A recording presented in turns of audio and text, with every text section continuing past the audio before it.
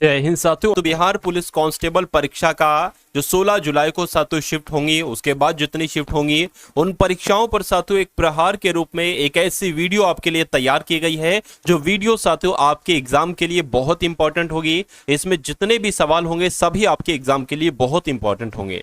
तो मैंने आपके लिए एक पूरा मॉडल पेपर तैयार किया है साथियों, एक ऐसा एक्सपेक्टेड मॉडल पेपर जो आपके एग्जाम पर साथियों भारी पड़ेगा।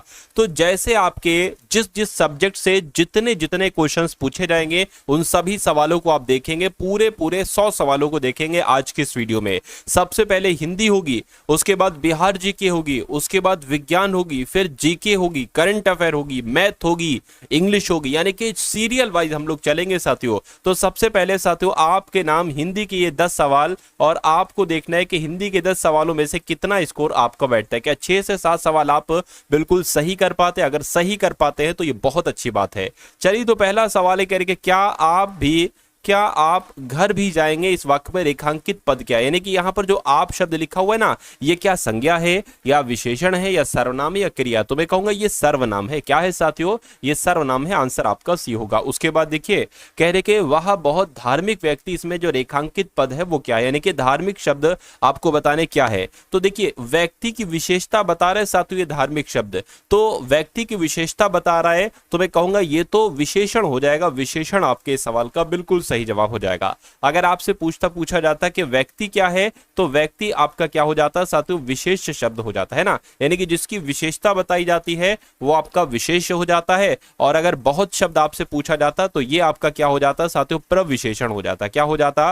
प्रविशेषण हो जाता। ये तीनों चीजें आप लोग याद रखेंगे। उसके बाद देखिए अगला सवाल, आपसे कहा जा रहा है कि निशा का विशेषण क्या रूप क्या होगा? तो निशा का विशेषण रूप साथियों नैश हो जाएगा। आंसर आपको ऑप्शन नंबर डी हो जाएगा। नेक्स्ट नंबर का देखिए, नेताजी ने कहा था तुम मुझे खून दो मैं तुम्हें आजादी दूंगा, इस वाक्य में कौन सा चिन्ह लगा हुआ है?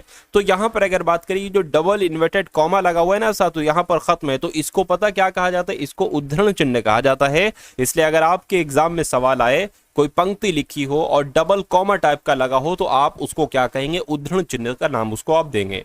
नेक्स्ट नंबर का सवाल देखिए करके, वह काम नहीं करता, इस वाक्य में अव्यय पद क्या है साथियों? मुझे बताइए। अव्यय पद की अगर बात करें तो यहां पर वह शब्द जो होगा वो आपका एक अव्यय पद हो जाएगा। राइट आंसर आपका ए होगा। नेक्स्ट नंबर का देखिए करके, सदैव ही बहुवचन में प्रयुक्त होने वाला शब्द इसमें से कौन सा है? तो मैं कहूंगा घर, प्रत्येक, दर्शन, मुनि। यहां पर अगर दर्शन शब्द की हम बात करते हैं तो यह हमेशा बहुवचन में ही इस्तेमाल होता है। आंसर आपका सी हो जाएगा। नेक्स्ट नंबर का सवाल देखिए, कह रहे कि निम्नलिखित में से कौन सा शब्द पुल्लिंग है? तो इन चारों में से पुल्लिंग शब्द कौन सा है, ये आपको यहां पर फटाफट बताना है। चलिए देखिए, वचन कैसा है ये पुल्लिंग हो जाएगा, हानि कैसी स्त्रीलिंग हो जाएगा, प्यास कैसी स्त्रीलिंग हो जाएगा, बचत कैसे स्त्रीलिंग हो जाएगा? तो मैं कहूंगा इस सवाल का जवाब अगर आपका है ऑप्शन नंबर ए तो बिल्कुल करेक्ट है। उसके बाद देखिए क्या कहा जा रहा है कि कौन से शब्द में रा व्यंजन नहीं है? तो किसमें साथियों रा व्यंजन नहीं है, ये आपसे पूछा जा रहा है, फटाफट मुझे बताइए। चलिए देखिए, क्रिया एक तरीके से बात करें है ना, मात्र यहां पर लिखा हुआ है, उसके अलावा मूर्धा यहां पर लिखा हुआ है, ठीक कोई दिक्कत नहीं, क्रम लिखा हुआ है ना, और मातृभूमि लिखा हुआ है यहां पर। तो अगर बात करते देखिए, यहां पर भी रा है ना, यहां पर भी रा है और यहां पर भी रा है, लेकिन ऐसा रा यहां पर नहीं है, तो मैं कहूंगा ये आपका राइट आंसर है। अगला सवाल देखिए, निम्नलिखित में से कौन से शब्द में ऋण की मात्रा का उपयोग हुआ है? तो ऋण की मात्रा का इस्तेमाल कहां पर हुआ है? मैं कह सकता हूं साथियों कहां पर हुआ है, फटाफट आप लोग यहां पर मुझे बता दीजिए। चलिए, तो कहां पर हुआ है साथियों? वृष्टि में हुआ है। वृष्टि आपके सवाल का बिल्कुल सही जवाब हो जाएगा।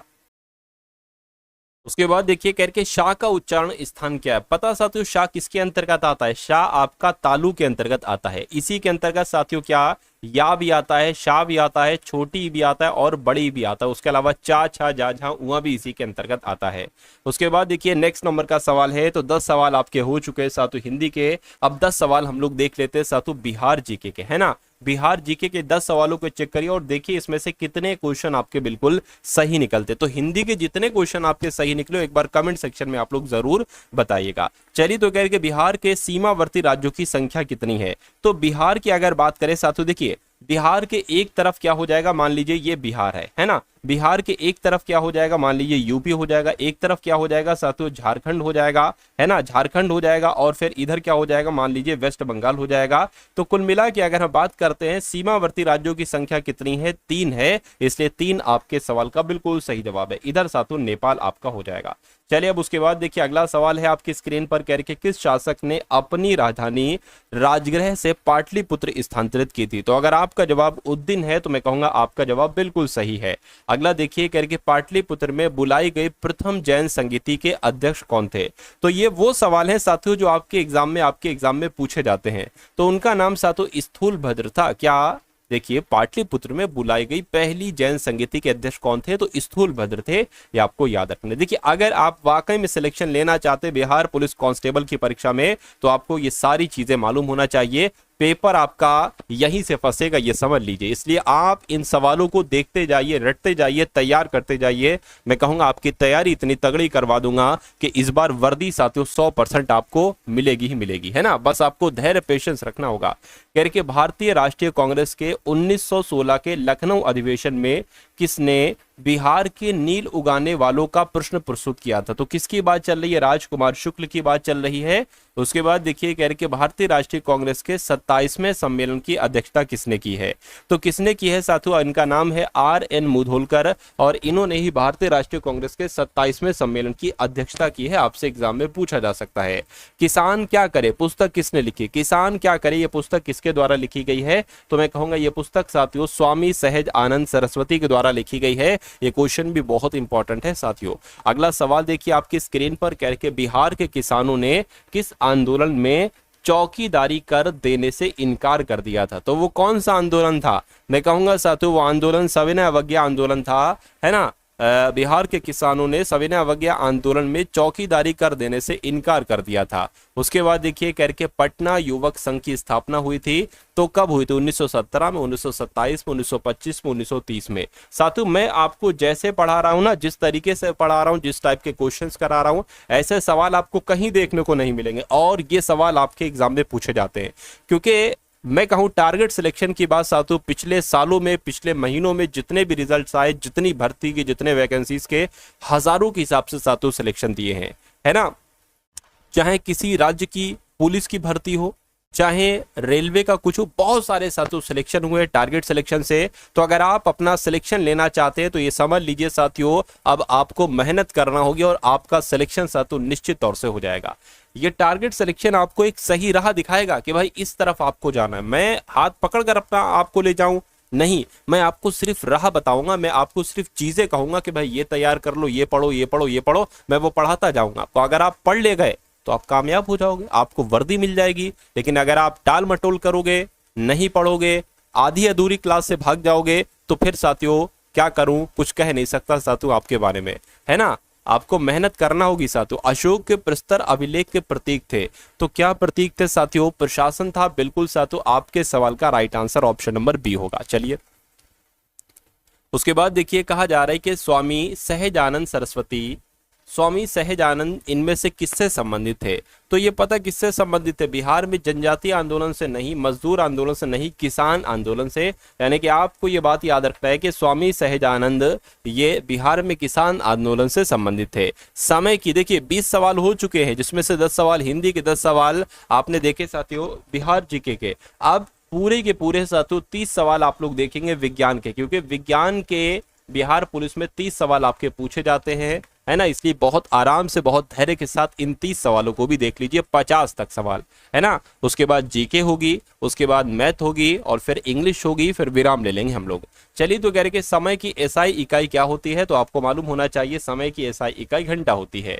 प्रकाश की तरंगदैर्घ्य मापने की इकाई क्या होती है। तो प्रकाश की तरंगदैर्घ्य इकाई मापने की इकाई एंगस्ट्रॉम होती है। आंसर आपका जाएगा ऑप्शन नंबर डी के साथ। नेक्स्ट नंबर का सवाल है, कह रहे कि अत्यधिक उच्च तापमान मापने के लिए, यानी कि जो देखिए वैसे तो नॉर्मली जो तापमान होते हैं, अगर बहुत ज्यादा तापमान है, बहुत ज्यादा तापमान है किसी चीज का, तो उसको हम किस चीज से मापते हैं। मान लीजिए सूर्य है, सूर्य का तापमान आप जाके थोड़ी ना नाप सकोगे, आप जल जाओगे।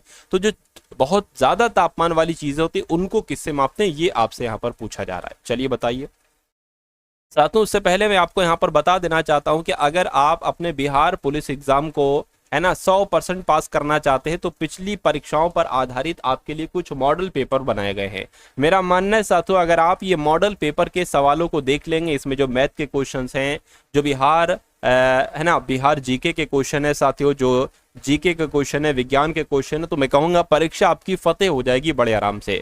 और इसमें करंट अफेयर का साथियों बहुत अहम रोल है, इसलिए करंट अफेयर के आपको सवाल दिए जा रहे हैं। हर सवाल के नीचे ही उसका साथियों आंसर आपको दिया गया है और हर सवाल के नीचे उसका सॉल्यूशन दिया गया है। उसके अलावा विज्ञान के 30 सवाल आ रहे हैं, तो मैं आपको ऐसे कुछ इंपॉर्टेंट विज्ञान के वन लाइनर क्वेश्चन दे रहा हूं, जिनको देखकर, जिनको पढ़कर साथियों वही परीक्षा में आपको डायरेक्ट देखने को मिलेंगे।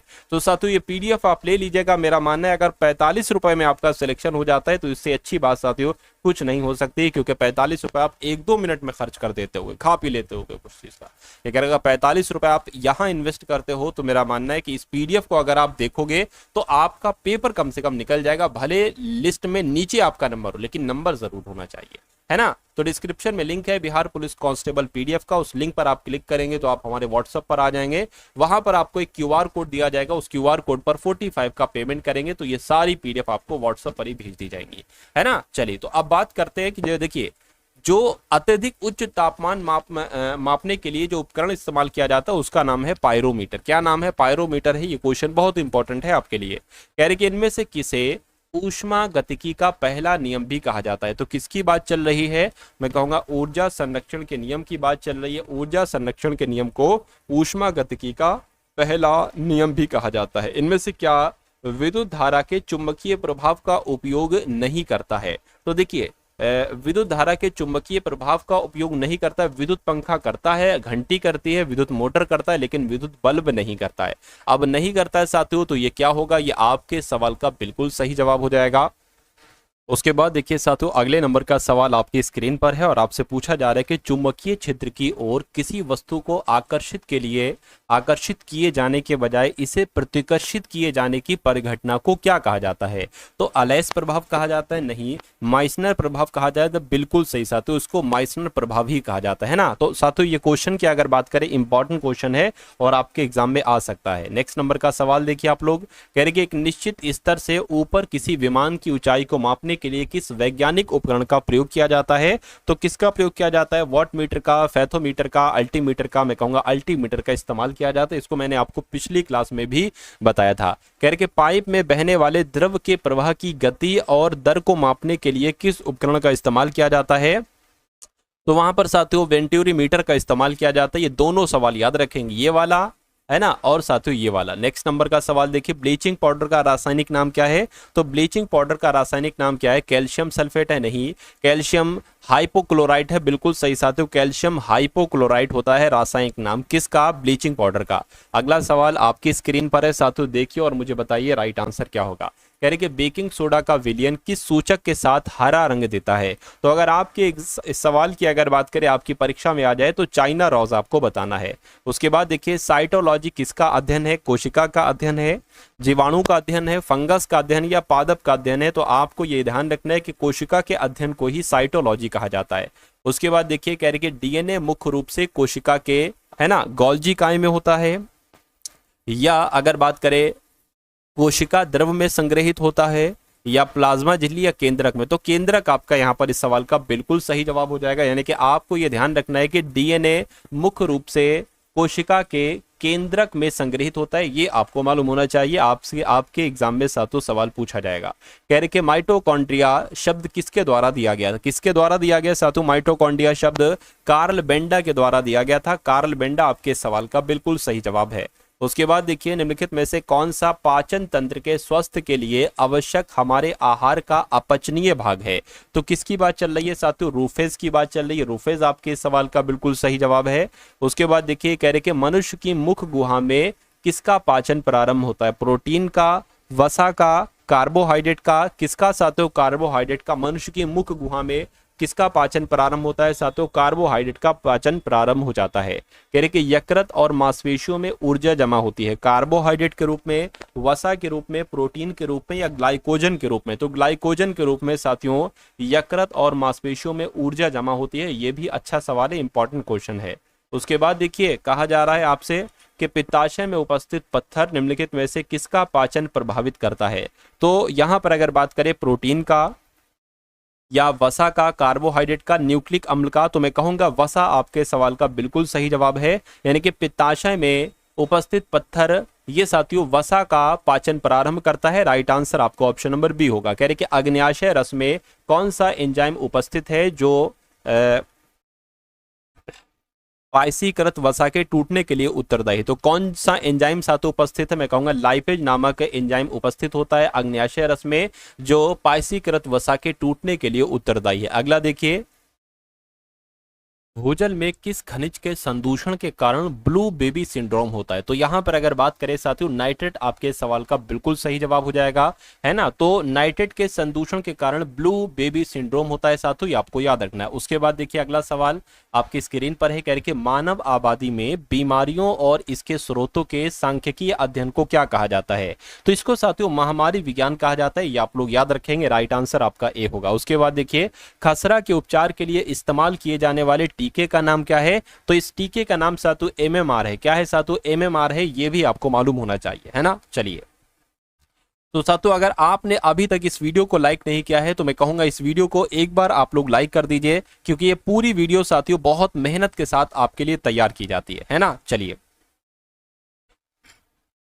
नेक्स्ट नंबर का सवाल देखिए, कह रहे कि क्यों बुखार किस जीवाणु के कारण आता है। तो यहां पर अगर बात करें साथियों आपका सही जवाब क्या होगा, आप लोग याद रखेंगे कॉक्सियला बेनिंटी आपके सवाल का बिल्कुल सही जवाब हो जाएगा। आंसर आपका सी के साथ जाएगा। अगला देखिए रोजेशिया एक आम बीमारी है जो मानव शरीर के किस भाग को प्रभावित करता है। तो जो मानव शरीर की त्वचा को प्रभावित करता है। राइट आंसर आपका सी होगा। अगला सवाल देखिए कि निम्नलिखित में से कौन से विटामिन की कमी से रतौंधी रोग होता है जो मानव में पूर्ण दृष्टि विहीनता का कारण बनता है। तो कौन से विटामिन की बात चल रही है? विटामिन ए की बात चल रही है। विटामिन ए आपके सवाल का बिल्कुल सही जवाब है। अगला सवाल देखिए किस विटामिन की कमी के कारण इंसानों में रक्त अल्पता रोग यानी कि एनीमिया रोग होता है। तो किस विटामिन की कमी से ये आपसे कुल मिला के पूछा जा रहा है, बताइए। चलिए तो विटामिन बी12 आपके सवाल का बिल्कुल करेक्ट आंसर हो जाएगा। विटामिन बी12 की कमी से इंसानों में रक्त अल्पता यानी कि एनीमिया नामक रोग हो जाता है।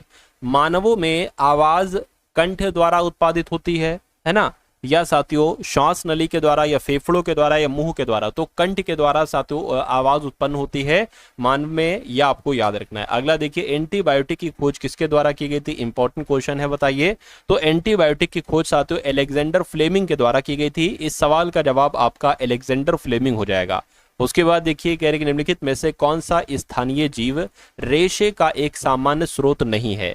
तो रेशे का एक सामान्य स्रोत नहीं है। लामा है, अल्पाका है, अंगोरा बकरी है, जेबरा नहीं है। अब नहीं है तो ये आपका राइट आंसर है। मॉन्ट्रियल प्रोटोकॉल किससे संबंधित है? कई बार आपके एग्जाम में सवाल पूछा गया है। तो ये साथियों ओजोन परत के संरक्षण से संबंधित है मॉन्ट्रियल प्रोटोकॉल। उसके बाद देखिए वन अनुसंधान संस्थान कहां पर स्थित है। तो ये साथियों कहां पर स्थित है? देहरादून में स्थित है वन अनुसंधान संस्थान। भारत का राष्ट्रीय आदर्श वाक्य क्या है? तो भारत का राष्ट्रीय आदर्श वाक्य सत्यमेव जयते है ना। तो जिनका भी आंसर यहां पर है ऑप्शन नंबर ए के साथ, तो बिल्कुल सही है। अगला देखिए भारत का राष्ट्रीय पंचांग किस पर आधारित है?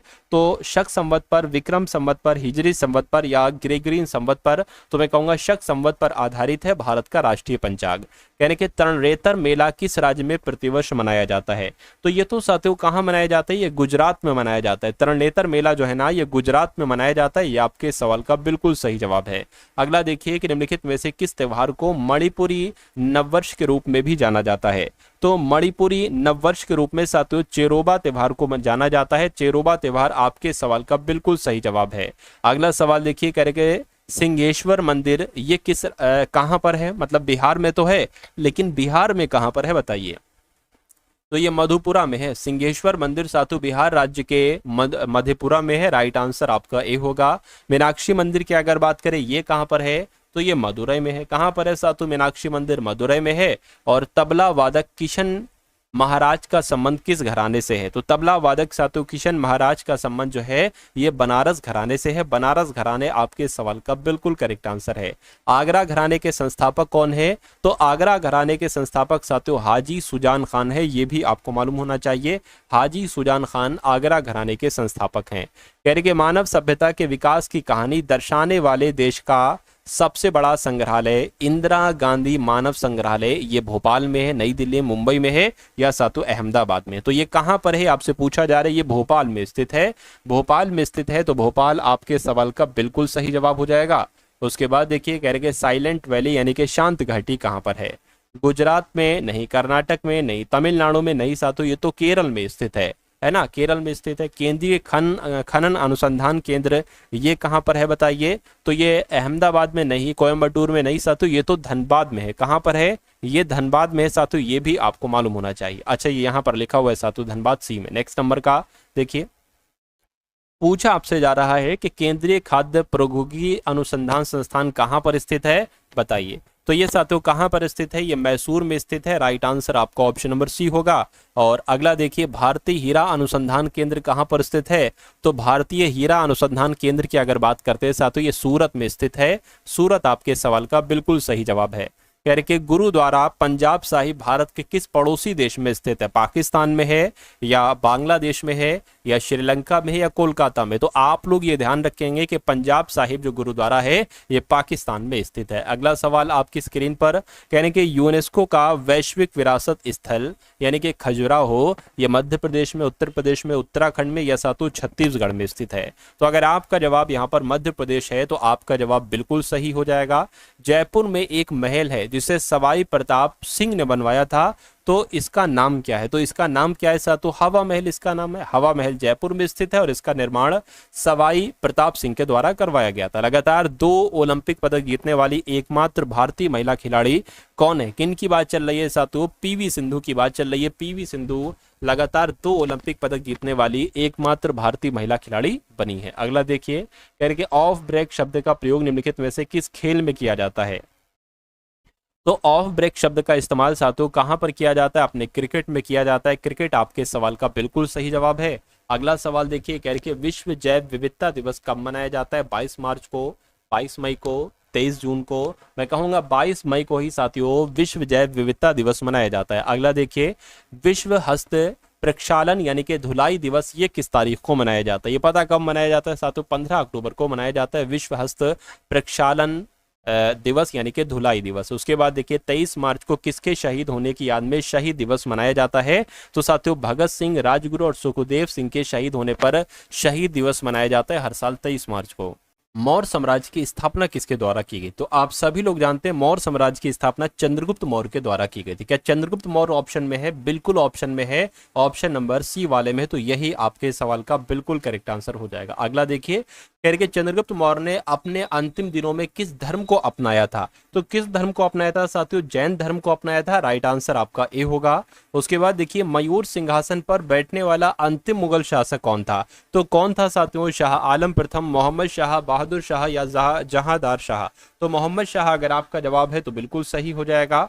उसके बाद देखिए, निम्नलिखित में से किस मुगल बादशाह ने आलमगीर द्वितीय की उपाधि धारण की थी, तो मैं कहूंगा साथियों अजीजुद्दीन इनका नाम है और ये मुगल बादशाह थे, इन्होंने आलमगीर द्वितीय की उपाधि धारण की थी। नेक्स्ट नंबर का सवाल है, कह रहे कि भारत का अधिकांश विदेशी व्यापार कैसे होता है, तो भारत का अधिकांश विदेशी व्यापार भूमि और हवाई मार्गों के माध्यम से होता है, भूमि और समुद्री मार्गों के माध्यम से होता है, भूमि, हवाई और समुद्री प्रत्येक मार्ग के माध्यम से समान रूप से होता है, या समुद्री और हवाई मार्गों से होता है। तो आप लोग ये ध्यान रखेंगे समुद्री और हवाई मार्गों से होता है साथियों विदेशी व्यापार जो होता है ना, इसलिए आंसर आपका जो जाएगा वो ऑप्शन नंबर डी हो जाएगा। चलिए, कह रहे कि पोल्डर मैदान ये कहां पर पाए जाते हैं, नीदरलैंड में, गंगा के मैदानी भागों में, ये तो साथियों नीदरलैंड में पाए जाते हैं। क्या जो पोल्डर मैदान है ये नीदरलैंड में पाए जाते हैं।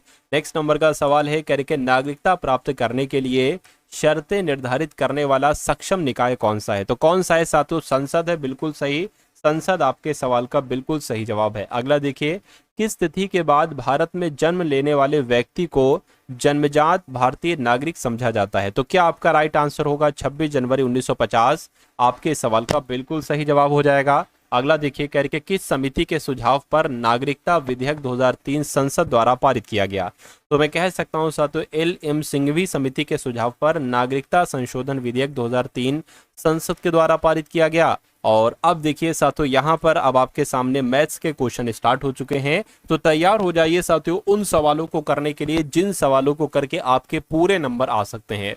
आप सभी को पता है कि आपके एग्जाम में 10 सवाल आएंगे मैथ के, और अगर आप सिलेक्शन लेना चाहते हैं तो 10 में से 10 आपको बिल्कुल सही करना होंगे। तो साथियों इसी दृढ़ संकल्प के साथ हम इस वीडियो को एक तरीके से इन सवालों को साथियों शुरू कर रहे हैं। पहला सवाल मैथ का आपकी स्क्रीन पर करेंगे, x अनुपात y का मतलब है 3:4, यानी कि जहां पर आपको x देखने को मिले वहां पर 3 रख देना, जहां पर y देखने को मिले वहां पर 4 रख देना। अब देखिए जैसे कि ये क्या है साथियों 4x है, यानी कि 4 गुणा x का मतलब क्या है 3 है, तो ये 3 आ जाएगा, 3 गुणा y 3 गुणा 4 आ जाएगा, 3 गुणा 4 आ गया। और उसी प्रकार साथियों यहाँ पर आ जाएगा 4 गुणा, अब यहाँ पर y का मतलब क्या है 4 है ना, तो 4 गुणा 4 आ जाएगा और माइनस 4 गुणा 3 यहाँ पर आ जाएगा। 3 चौक आपका 12 हो गया, 3 चौक आपका 12 हो गया, और इसकी बात करें 4 चौक 16 हो गया, माइनस 4 3 12 हो गया। तो इसमें से साथियों ये तो 24 हो जाएगा, और इसकी अगर बात करें ये कितना हो जाएगी 4 हो जाएगा। अगर दोनों को कट करें तो 4 एकम 4 हो जाएगा, 4 पंच 20, 4 छंग 24 हो जाएगा, यानी कि जो मान निकलेगा वो 6:1 निकलेगा। और 6:1 कौन से ऑप्शन में लिखा हुआ है, ऑप्शन नंबर सी वाले में लिखा हुआ है। चलिए अब उसके बाद देखिए साथियों नेक्स्ट नंबर का सवाल आपकी स्क्रीन पर है, देखिए सवाल को और बताइए राइट आंसर आपका क्या होगा। आपसे कहा जा रहा है कि दो क्रमागत धनात्मक विषम पूर्णांकों के वर्गों का अंतर जो है वो 56 है, तो दोनों क्रमागत विषम पूर्णांक वो संख्याएं बताइए क्या होगी। अच्छा अगर मान लेते साथियों वो पहली संख्या क्या है, वो पहली संख्या साथियों अगर हम यहाँ पर हम मान ले a है ना, और दूसरी देखिए विषम संख्या कहा गया है, तो मैं कहूंगा दूसरी विषम संख्या क्या हो जाएगी, है ना, एक सेकेंड, दूसरी की जब हम बात करते हैं तो दूसरी a+2 मानेंगे। अरे भाई अगर पहली विषम संख्या 1 है तो दूसरी क्या होगी 1+2 यानी कि 3 ही तो होगी। तो पहली विषम संख्या ये हो गई, दूसरी विषम संख्या ये हो गई। अब कहने कि इनके वर्गों का योग क्या साथ, तो इनके वर्गों का योग करो तो भैया अच्छा अंतर है यानी कि डिफरेंस इनके वर्गों का, तो साथियों मान लीजिए बड़ी संख्या है तो इसके वर्ग हम कर लेते हैं, a+2 का वर्ग कर दिया और माइनस फिर a का स्क्वायर कर दिया, इनका अंतर जो है वो 56 यहाँ पर साथियों बताया गया है। अच्छा अब ये तो वो बन गया a+b का होल ऑफ स्क्वायर, तो उसका सूत्र क्या होता है a² + b² + 2ab, तो a² की जगह a² + 2 स्क्वायर की जगह साथियों 2² + 2, और a क्या है ये और साथियों b क्या है, और यहाँ पर आपका 2 आ जाएगा। तो इतनी बात क्लियर, अब माइनस आ गया a² बराबर साथियों 56 हो गया, इतनी बात समझ में आ गई आपकी। उसके बाद देखिए अब देखिए ये a² हो जाएगा प्लस आपका ये 4 हो जाएगा 2 का स्क्वायर, ये आपका साथियों 4a हो जाएगा, है ना, इतनी बात क्लियर है आपको। चलिए कोई दिक्कत नहीं अगर साथियों इतनी बात आपको क्लियर है। उसके बाद माइनस a² हो जाएगा बराबर 56 हो जाएगा। अच्छा अब यहाँ पर आपको एक चीज समझ में आ रही है साथियों, ये माइनस का a² है, ये प्लस का a² है, तो साथियों इस a² से ये a² कैंसिल हो जाएगा। अब आपके पास क्या बचा 4 + 4a बराबर 56, तो साथियों ये 4a यहाँ पर लिखा जाएगा, ये 56 यहाँ पर लिखा जाएगा, ये जो प्लस का 4 है इधर आएगा माइनस का हो जाएगा, तो ये हो गया, यानी कि 4a बराबर कितना आ गया साथियों 56 में से 4 जाएगा 52 बचेगा, और 52 बचेगा यानी कि a बराबर क्या आ गया 52/4 आ गया। देखिए कटेगा क्या 4 एकम 4 4 3 12, यानी कि a बराबर कितना आ गया साथियों, सॉरी 4 3 12 हाँ 13 आ गया, है ना, तो 13 साथियों आ गया। तो मैं कहूंगा दोनों क्रमागत विषम संख्याएं क्या होगी, a कितना आया है a आपका 13 आया, यानी कि पहली संख्या तो 13 आ जाएगी, लेकिन दूसरी संख्या क्या आ जाएगी साथियों 13 + 2, यानी कि दूसरी संख्या आपकी 15 आ जाएगी। तो 13 और 15 कहीं पर लिखी हुई है, बिल्कुल लिखी हुई है, ऑप्शन नंबर बी में लिखी हुई है। तो इस प्रकार जिनका भी आंसर ऑप्शन नंबर बी है तो बिल्कुल सही। अगला सवाल देखिए आपकी स्क्रीन पर, इस सवाल को देखिए और मुझे बताइए आपका जवाब यहाँ पर क्या हो सकता है, बताइए। चलिए साथियों अगर आप ये पीडीएफ लेना चाहते हैं तो इस बात की जानकारी मैंने आपको दे दी थी, ये डिक्टो सेम टू सेम पीडीएफ अगर आप लेना चाहते हैं तो ये आपको जो 45 रुपए की पीडीएफ आपको दी जा रही ना साथियों, उसके साथ ये भी पीडीएफ दी जाएगी। इसको आप साथियों एग्जाम से पहले एक बार रिवीजन जरूर कर लीजिएगा, है पेपर अगर आप वाकई में क्रैक करना चाहते हैं। अगला सवाल देखिए करके पहली 5 अभाज्य संख्याओं का माध्य और पहली 5 अभाज्य, पहली अच्छा यहाँ पर भाज्य संख्या लिखा है और यहाँ पर अभाज्य संख्या लिखा है, यानी कि आपको सबसे पहले निकालना है पहली 5 भाज्य संख्याओं का माध्य, यानी कि औसत, और फिर उसके बाद निकालना है पहली 5 अभाज्य संख्याओं का माध्य और फिर उनका अंतर कर देना, उनको डिफरेंस कर देना है। इतनी सी बात आपसे पूछी जा रही है। देखिए अगर हम बात करें पहली 5 भाज्य संख्याओं, पहली 5 भाज्य संख्याएं क्या क्या हो सकती है, जैसे कि 4 हो जाएगा, 6 हो जाएगा, 8 हो जाएगा, 9 हो जाएगा, 10 हो जाएगा। तो इनका आपको औसत निकालना है, तो इन संख्याओं को आपको जोड़ना पड़ेगा सबसे पहले, और उसके बाद कितनी संख्या 1 2 3 4 5, 5 से आपको भाग कर देना होगा। ये निकल जाएगा साथियों पहली 5 संख्याओं का माध्य, है ना। ये निकाल लीजिए सबसे पहले, फिर ये भी निकाल लेंगे। तो 10 और 9 19 हो जाएगा। ये काम करिए, ये 10 हो गया, 18 हो गया, है ना। ये 27 हो जाएगा, 27 और 37 हो जाएगा, यानी कि यहाँ पर क्या आ जाएगा साथियों आपका 37/5 आ जाएगा। और कट करेंगे, 5 सत्ते आपका क्या हो जाएगा 35 हो जाएगा, 2 जाएगा, 5 चौक आपका 20 हो जाएगा। यानी कि इस वाली लाइन का मतलब क्या निकला, 5 भाज्य संख्याओं का माध्य कितना निकला साथियों आपका 7.4 निकला। अब इसको देखिए, पहली 5 अभाज्य संख्याएं कौन सी होती हैं, तो प्रथम 5 अभाज्य संख्या, सबसे पहली अभाज्य संख्या 2 है, उसके बाद 3 है, उसके बाद 5 है, उसके बाद 7 है, उसके बाद 11 है। अब इनका साथियों आपको औसत निकाल देना, जोड़िए जरा। 5 हो गया, 10 हो गया, 17 हो गया, 18 28 आ जाएगा, यानी कि 28/5 आ जाएगी। इसको कट करिए, 5 पंजे 25 हो जाएगा, और आपका 5 छंग 30 हो जाएगा। तो अब इनका और इनका, यानी कि इनका अंतर निकाल लीजिए, दोनों का अंतर निकाल लीजिए। 7.4 में से 5.6 जाएगा साथियों, कितना बचेगा, तो 14 हो जाएगा। 14 में से 6 जाएगा तो 8 बचेगा, है ना। और ये 6 हो जाएगा, 6 में से 5 जाएगा, 1 बचेगा, यानी कि 1.8 आपके सवाल का बिल्कुल सही और सटीक जवाब हो जाएगा। नेक्स्ट नंबर का सवाल आप लोग देखेंगे। इस सवाल को साथियों देखिए और मुझे बताइए कि आपका सही जवाब क्या हो सकता है। कह रहे कि यदि एक वर्ग की भुजा की लंबाई, है ना, 10% की वृद्धि होती है, उसमें मतलब भुजा की लंबाई में 10% की वृद्धि होती है, तो उसके क्षेत्रफल में कितनी वृद्धि होगी। तो कभी भी अगर आपसे ऐसे करके पूछा जाए कि किसी भी चीज में 10% की वृद्धि होती है, उसके क्षेत्रफल में कितनी वृद्धि होगी, तो आपको ये सूत्र लगा देना है, x + y + x × y upon 100। अब आप x को भी 10 मानेंगे और y को भी 10 मानेंगे, तो साथियों 10 हो जाएगा, 10 हो जाएगा, है ना। और यहाँ पर क्या आ जाएगा, 10 × 10 आ जाएगा, अपॉन में 100 आ जाएगा। इन दोनों जीरो से ये 2 जीरो कैंसिल हो जाएंगे, 10 10 20 हो जाएगा, और ये आपका 1 बचेगा यहाँ पर। तो कुल मिला के 21% की वृद्धि हो जाएगी। ऐसा कहाँ पर लिखा हुआ है, ऐसा आपका ऑप्शन नंबर सी में लिखा हुआ है। उसके बाद देखिए अगला सवाल कह रहे कि एक समकोण त्रिभुज का परिमाप 60 सेंटीमीटर तथा इसका कर्ण की लंबाई कितनी, साथियों 26 सेंटीमीटर इसके कर्ण की लंबाई है। कोई दिक्कत नहीं, कह रहे कि त्रिभुज का क्षेत्रफल बताइए। मान लेते साथियों क्या आपका ये आपका क्या हो गया, ये एक त्रिभुज की शेप मैंने यहाँ पर बना ली, है ना। क्या बना ली साथियों, त्रिभुज की बना ली। मान लीजिए साथियों ए ये हो जाएगा, बी ये हो जाएगा और सी ये हो जाएगा, है ना। तो कह रहे कि परिमाप, अब इस त्रिभुज का परिमाप क्या होता है साथियों, ए + बी + सी, इसका ये परिमाप कहलाया जाता है, जो कि 60 यहाँ पर हमें दे रखा है। यानी कि कर्ण की लंबाई सी है, तो कर्ण की लंबाई साथियों कितनी है 26 सेंटीमीटर बराबर 60 हो जाएगा। और ये क्या हो जाएगा, ए + बी आपका हो जाएगा, है ना। तो अब ए और बी की साथियों हमें मिल जाएगी लंबाई कितनी है, ए और बी को देखिए जरा कितना जाएगा, तो साथियों ये कितना हो जाएगा 25 35 और साथियों 34 हो जाएगा। यानी कि ए और बी की लंबाई हमें पता चल चुकी है साथियों, ए और बी की लंबाई 34 सेंटीमीटर यहाँ पर है ना। चलिए कोई दिक्कत नहीं है। तो अगर कर्ण हमें कितना दे रखा है साथियों 26 दे रखा है, और ये ए और बी मिलकर कितना दे रखा है साथियों 34 दे रखा है, तो एक ट्रिपलेट होता है साथियों। क्या ट्रिपलेट होता है, 10 24 26 का एक ट्रिपलेट होता है। जैसे कि 5 12 13 का होता है, ऐसे ही साथियों 10 24 और 26 का एक ट्रिपलेट होता है ना। चलिए कोई दिक्कत नहीं, इतनी बात क्लियर है। अगर आप इनको जोड़ोगे ना साथियों तो 60 आएगा, और देखिए 60 हमें यहाँ पर भी मिलना है, यानी कि तीनों को जोड़ने पर 60, तो ट्रिपलेट यही वाला लगेगा। यानी कि अगर एक की लंबाई 10 है तो दूसरे की 24 होगी, तीसरे की 26 होगी। ये बात क्लियर हो गई। तो अब पूछा जा रहा था कि त्रिभुज का क्षेत्रफल कितना होगा। त्रिभुज के क्षेत्रफल का सूत्र क्या होता है, त्रिभुज के क्षेत्रफल का सूत्र होता है 1/2 आधार गुणा ऊंचाई। आधार गुणा ऊंचाई, तो आधार कितना हो जाएगा साथियों 24, और ऊंचाई कितनी हो जाएगी साथियों आपकी, है ना 10 हो जाएगी। तो इससे कटेगा 12 आ जाएगा, यानी कि क्षेत्रफल कितना निकलेगा आपका 120 निकलेगा।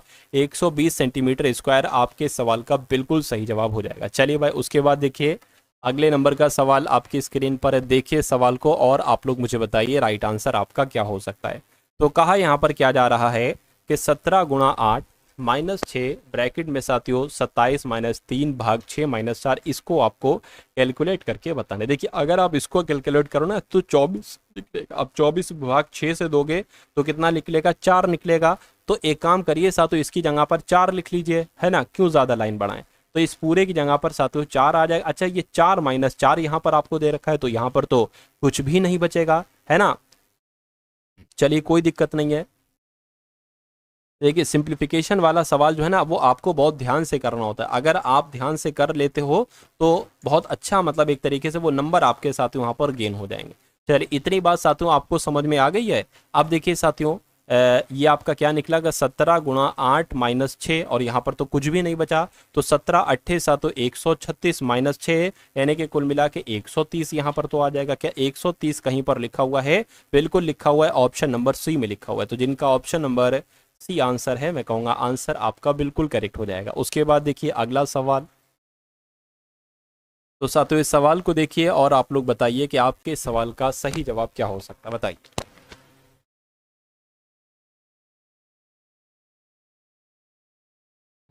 चलिए तो यहाँ पर आपसे कहा जा रहा है कि रमेश शर्मा 5% की वार्षिक साधारण ब्याज पर 3 वर्ष के लिए, कितने, 3 वर्ष के लिए 8,000 उधार लेता है, और वह इसे मनोहर को 3 वर्ष के लिए 7% की वार्षिक दर पर उधार दे देता है, तो उसका लाभ क्या होगा, ये बात आपसे यहाँ पर पूछी जा रही है। देखिए मूलधन कितना है, यानी कि 8,000 रुपए, है ना, 8,000 रुपए कितने समय के लिए साथियों, ये बड़ा वाला ले लेते हैं, 8,000 रुपए हैं, और वो इसे मनोहर को 3 वर्ष के लिए 7%, तो 3 वर्ष के लिए उधार दिया जा रहा है, 7% वार्षिक दर पर दिया जा रहा है, बटे 100 आ जाएगा। अब आपको ये साधारण ब्याज इसमें से घटाना होगा। तो यहाँ पर कितना है साथियों, यहाँ पर भी 8,000 रुपए की वही राशि है। यहाँ पर दर कितनी लगेगी, 5 की लगेगी, और समय कितना लगेगा, 3 का लगेगा, बटे 7, तो 100 आ जाएगा। ये बात क्लियर है, कहिए बिल्कुल क्लियर है। अब देखिए साथियों इन 2 जीरो से ये 2 जीरो, इन 2 जीरो से आपके ये 2 जीरो कैंसिल हो जाएंगे, 7 तियां 21 हो जाएगा। 21 अट्ठे कितने होंगे पता है साथियों, 21 अट्ठे, 21 अट्ठे, हाँ 168 हो जाएंगे, 168। और साथियों ये क्या, एक जीरो यहाँ पर आ गया, और माइनस इसको 3 पंजे 15, 15 अट्ठे कितने हो जाएंगे, 120 हो जाएंगे, और जीरो लग जाएगा। तो 1680 में से साथियों 1200 घटेगा तो 480 आपका बचेगा, यानी कि उनका लाभ जो होगा वो 480 का होगा। 480 आपके सवाल का बिल्कुल सही और सटीक जवाब हो जाएगा। चलिए भाई अब उसके बाद देखिए अगला सवाल। कहा जा रहा है कि एक व्यक्ति ने 2 वस्तुएं खरीदी, प्रत्येक का मूल्य 3,000, यानी कि 3,000 रुपए की उसने 2 वस्तुएं खरीदी। उसने एक वस्तु पर 10% का लाभ लिया, ठीक है, एक वस्तु पर 10% का लाभ ही लिया, यानी कि 3,000 रुपए का अगर 10% का लाभ लेगा तो वो वस्तु को 110% में बेचेगा। यानी कि दूसरी वस्तु 5% के लाभ पर बेची, दूसरी वस्तु भी उसने 3,000 में बेची थी 5% के लाभ पर, यानी कि 105% में बेचेगा। उसके द्वारा अर्जित कुल लाभ कितना हो, तो इनको जोड़ो, इसका लाभ ये निकलेगा और फिर ये निकलेगा, आपको लाभ मालूम पड़ जाएगा, है ना। इन 2 जीरो से ये 2 जीरो, इन 2 जीरो से ये 2 जीरो कैंसिल हो जाएंगे, 11 तियां 33 हो जाएगा, है ना, डबल जीरो आ जाएगा, और ये 105 तियां कितने हो जाएंगे, है ना, 3 पंजे 15 हो जाएंगे, 3 कम 3 ये आ जाएगा। तो कुल मिला के 3300 प्लस 3150 कितना हो जाएगा, देखिए जरा, 0 हो गया, 5 हो गया, 4 हो गया, 3 3 6 हो गया, यानी कि 6450 आपका यहाँ पर हो गया। इतनी बात क्लियर है। अब देखिए, अच्छा 3 हजार रुपए में खरीदा था, यानी कि खरीदा था 6,000 रुपए में, और बेचा जा रहा है 6450 रुपए में, यानी कि 450 रुपए का प्रॉफिट हुआ। इसको प्रतिशत में बदलना है तो नीचे आपका मूलधन आ जाएगा। 3 जीरो से ये 3 जीरो कैंसिल हो जाएंगे, 45/6 आ चुके हैं, 6 चंग 36, 6 7 42, 6 अट्ठे 48 ज्यादा हो जाएगा, 6 सत्ते 42 सही रहेगा, 3 बचेगा, पॉइंट लगेगा, 0 बढ़ाएगा, 6 पंजे 30, यानी कि 7.5% का लाभ होगा, 7.5% का लाभ होगा। ऐसा कहाँ पर लिखा हुआ है, ऐसा आपका ऑप्शन नंबर ए में लिखा हुआ है। चलिए अब उसके बाद देखिए अगला सवाल। यहाँ पर साथियों क्या कहा गया देखिए और बताइए राइट आंसर क्या होगा। कह रहे कि यदि 2 धनात्मक संख्याओं के वर्गों का योग 2437 है तथा एक संख्या का वर्गमूल 7 है तो दूसरी संख्या ज्ञात कीजिए, आपसे पूछा जा रहा है। देखिए अगर मान लीजिए पहली संख्या हम x मान ले और दूसरी संख्या हम y मान ले तो कोई दिक्कत नहीं। चलिए अच्छा, दोनों के वर्गों का योगफल यानी कि x square plus y square कितना होगा, 2437 होगा। तो कहने तथा एक संख्या मान लीजिए वो एक संख्या x, इसका वर्गमूल 7 है, यानी कि इसका वर्गमूल अगर हम देखिए अगर हम ये 49 संख्या माने, x बराबर 49 माने, तो इसका वर्गमूल क्या होगा साथियों? 7 होगा, तभी तो हो पाएगा। यानी कि पहली संख्या हमें पता चल चुकी है, पहली संख्या क्या है? 7 होगी। यानी कि अब क्या साथियों? एक्स स्क्वायर बराबर वाई स्क्वायर बराबर 2437। ये चीज आपकी समझ में आई ना? समझ में आई साथियों, तो बहुत अच्छी बात है।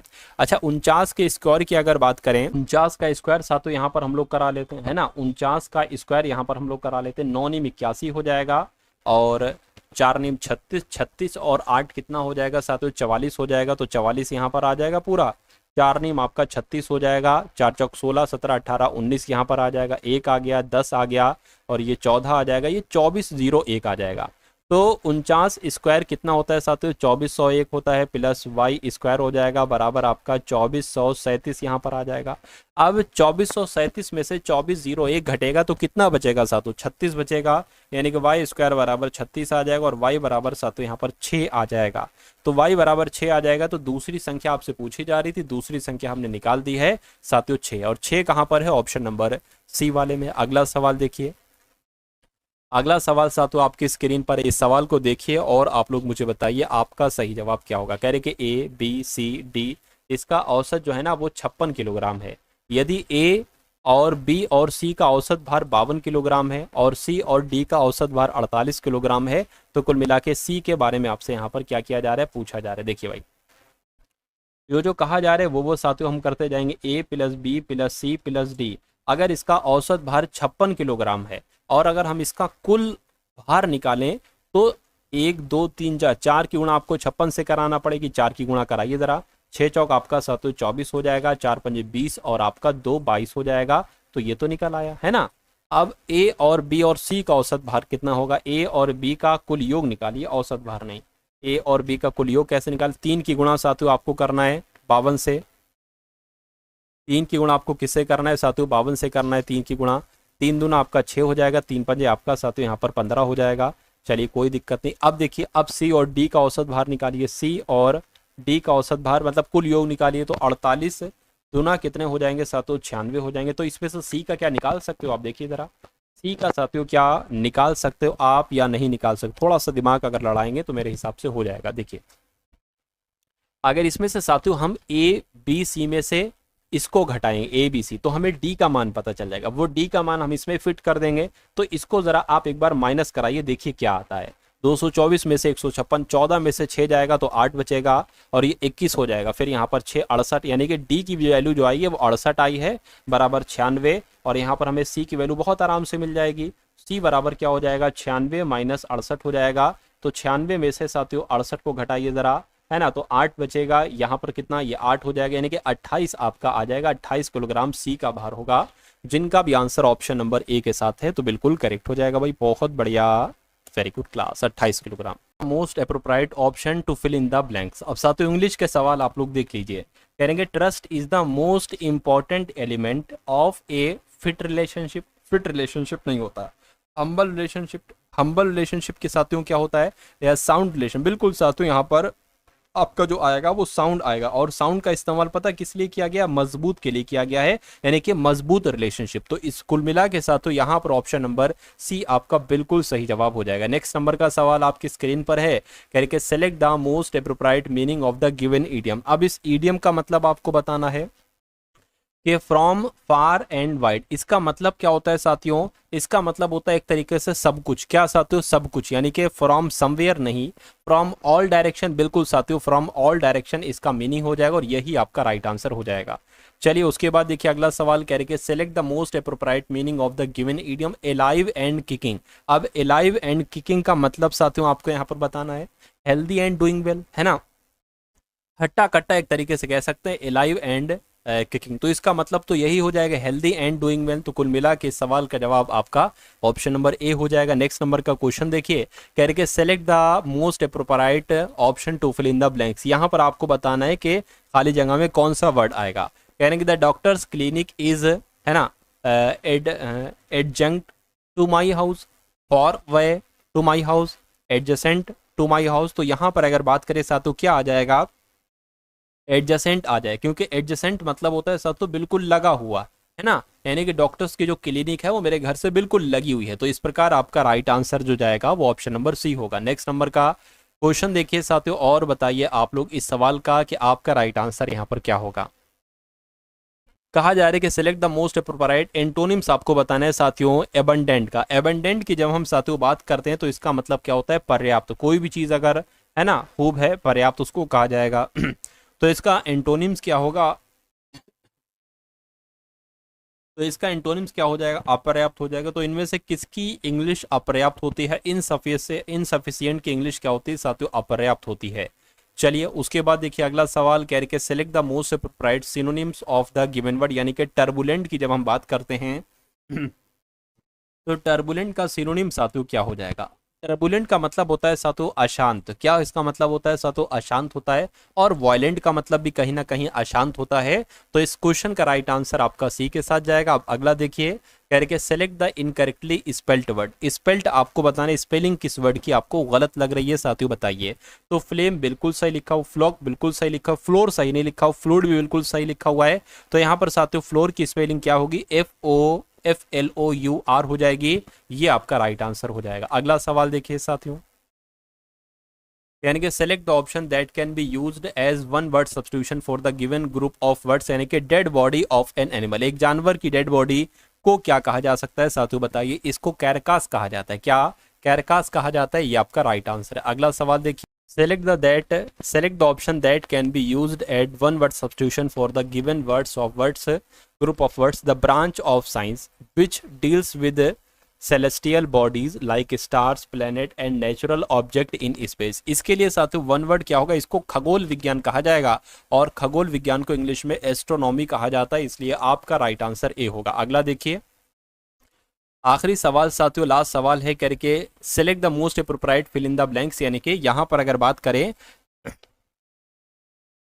देखिए अब यहां पर एक खाली जगह है ना, और उससे पहले क्या है साथियों, ही है।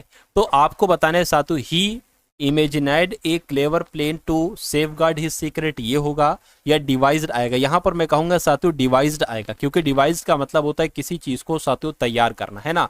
क्या करना साथियों, किसी चीज को तैयार करना। चलिए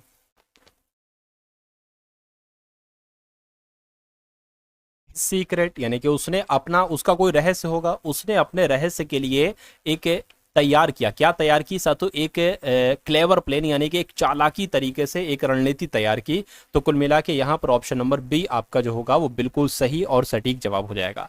तो ये साथियों आपने 100 क्वेश्चंस देखे, 100 क्वेश्चंस देखे, जिसमें सारे सब्जेक्ट की सभी चीजें यहाँ पर थी। तो ये क्लास आपको साथियों कैसी लगी एक बार कमेंट सेक्शन में जरूर बताइएगा। इस वीडियो को लाइक नहीं किया तो वीडियो को लाइक कर दीजिए, चैनल पर अगर नए हैं तो चैनल को सब्सक्राइब कर दीजिए और एक प्यारा सा कमेंट भी कर दीजिए साथियों। जय हिंद का।